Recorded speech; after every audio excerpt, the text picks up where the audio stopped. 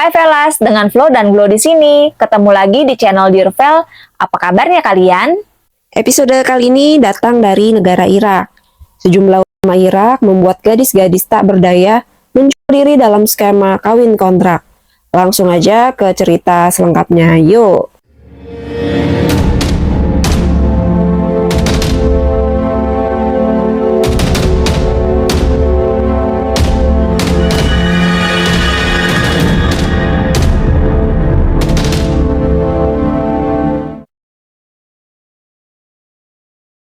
Para ulama di Irak membuat gadis-gadis muda menjual diri.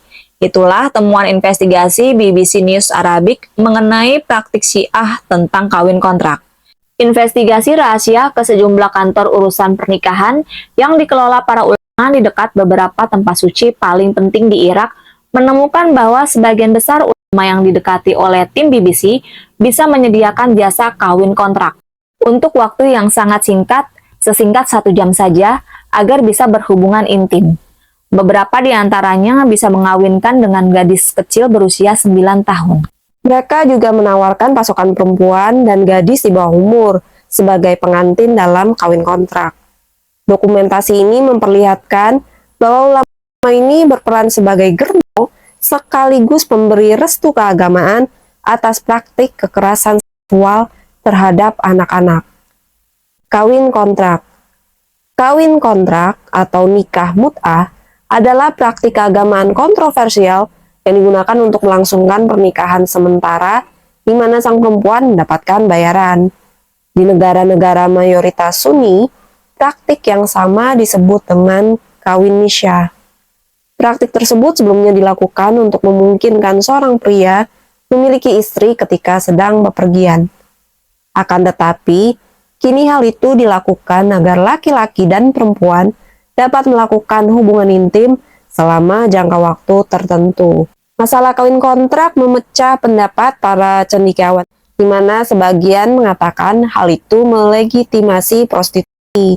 Dan ada pula perdebatan tentang sesingkat apa masa kawin kontrak itu diizinkan. Tim BBC Irak dan Inggris melakukan investigasi selama 11 bulan, merekam sembunyi-sembunyi para ulama, menemui para gadis dan perempuan yang pernah dieksploitasi secara seksual, sekaligus berbincang dengan para pria yang membayar para ulama untuk mencarikan mereka pengantin kontrak. Setelah 15 tahun berperang, 1 juta perempuan Irak diperkirakan menjanda dan banyak lainnya yang terlantar. Tim BBC menemukan bahwa banyak perempuan dan gadis Irak yang terdorong untuk menerima skema kawin kontrak karena faktor kemiskinan. Tim dokumenter BBC menemukan bukti bahwa skema kawin kontrak tersedia secara luas di 2 tempat yang dianggap paling suci di Irak. Misalnya, tim BBC mendekati 10 lama di Kadimia, Baghdad, salah satu tempat suci paling penting bagi umat Syiah. 8 diantaranya mengatakan bahwa mereka bisa mengawinkan pasangan secara kontrak, separuhnya bahkan mengatakan bisa mengawinkan pria dengan anak perempuan berusia 12 atau 13 tahun. Tim BBC juga mendekati 4 ulama di Karbala, situs ziarah terbesar di dunia bagi komunitas Syiah. 2 diantaranya setuju perihal kawin kontrak dengan gadis muda. 4 ulama direkam diam-diam. 3 diantaranya mengatakan bahwa mereka bisa menyediakan perempuan dewasa, sementara 2 dari keempatnya menyanggupi untuk menyediakan gadis-gadis muda. Said Raad, seorang ulama di Baghdad, mengatakan kepada reporter BBC yang tengah menyamar bahwa hukum syariah tidak mengatur batasan waktu kawin kontrak. Seorang pria bisa menikahi sebanyak mungkin perempuan sesuai keinginannya. Anda bisa menikahi seorang gadis selama setengah jam, lalu segera setelah itu berakhir, Anda bisa langsung menikahi yang lainnya. Di atas 9 tahun. Hati-hati saja agar jangan sampai ia kehilangan kesuciannya. Ia menambahkan Anda bisa melakukan pemanasan dengannya, berbaring dengannya, menyentuh tubuhnya, udaranya, tapi belum boleh lebih dari itu. Ketika ditanya apa yang akan terjadi bila si anak perempuan merasa kesakitan, sang ulama menjawab sambil mengangkat bahunya. Itu urusan Anda dan dirinya. Apakah ia bisa menahan rasa sakit itu atau tidak? Sheikh Salawi, ulama dari Karbala, ditanya oleh reporter investigatif BBC dan direkam menggunakan kamera rahasia. Apakah anak perempuan berusia 12 tahun diperbolehkan kawin kontrak? Ya, di atas 9 tahun. Tak ada masalah sama sekali. Menurut syariah, tak ada masalah, jawabnya. Seperti Said Ra'ad, ia mengatakan bahwa satu-satunya masalah yaitu apakah si anak perempuan itu masih suci. Pemanasan alias foreplay diperbolehkan. Lebih dari itu pun boleh. Selama si anak perempuan mengizinkan, lakukan yang kau mau. Pernikahan lewat sambungan telepon. Untuk menguji prosedur pelaksanaan kawin kontrak dengan anak perempuan, reporter BBC menggambarkan kepada Said Ra'ad sosok anak perempuan fiksi berusia 13 tahun bernama Syaimah, yang mana ingin dinikahi secara kontrak olehnya.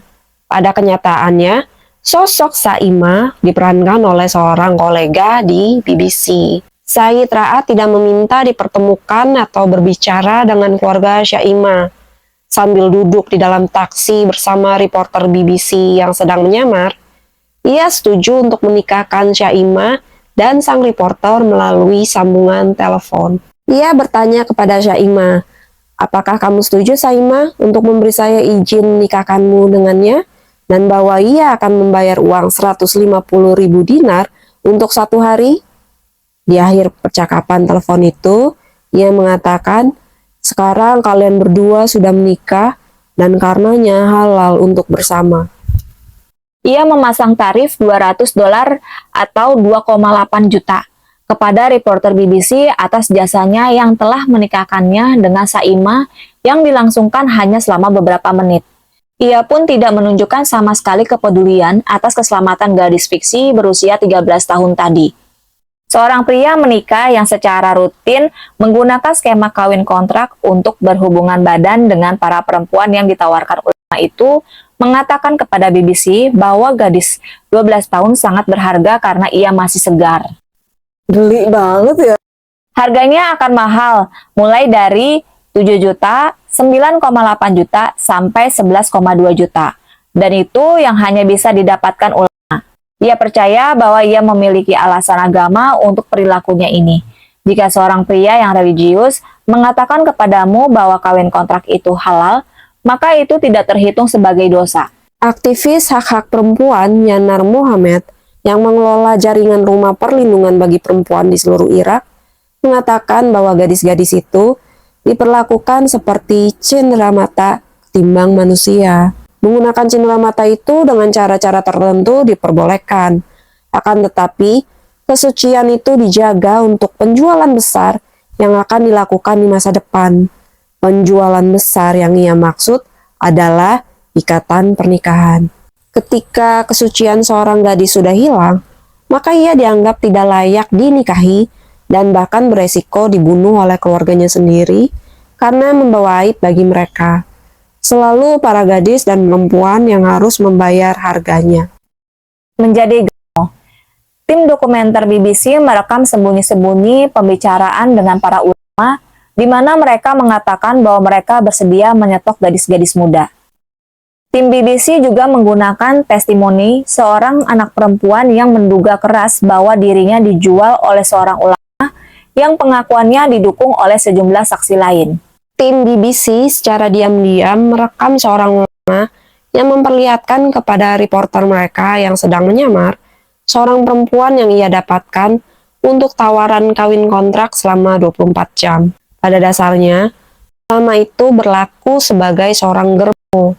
Ketika reporter BBC menolak untuk melakukan kawin kontrak, sang ulama menyarankan bahwa mungkin gadis yang lebih muda, yang masih remaja, lebih cocok dan ia pun menawarkan salah satu di antaranya. Ghaith Tamimi adalah mantan ulama besar Syiah di Irak yang kini berada di pengasingan di London setelah lantang menyuarakan fundamentalisme. Ia mengutuk para ulama yang menggunakan skema kawin kontrak sebagai cara mengeksploitasi perempuan dan khususnya mereka yang menyetujui kawin kontrak dengan anak-anak perempuan. Tamimi telah meminta para pemimpin Syiah untuk mengutuk praktik-praktik tersebut. 2 dari 3 ulama yang tim BBC rekam sembunyi-sembunyi menggambarkan diri mereka sebagai pengikut Ayatullah Sistani salah satu tokoh Syiah yang paling senior. Meski demikian, dalam sebuah pernyataan kepada BBC, Ayatullah menyatakan jika praktik-praktik ini terjadi, maka kami mengutuknya tanpa syarat. Kawin kontrak tidak diizinkan untuk dijadikan alat memperdagangkan seks yang meremehkan martabat dan kemanusiaan perempuan. Juru bicara pemerintah Irak mengatakan kepada BBC Arabic, jika ada perempuan tidak mengadukan keluhan mereka kepada polisi atas tindakan para ulama, sulit bagi pihak berwenang untuk bergerak. Ya, buat kita sih ini tega banget ya. Pakai kedok agama buat bisnis haram. Dan anak-anak serta perempuan jadi korban atas kejahatan mereka.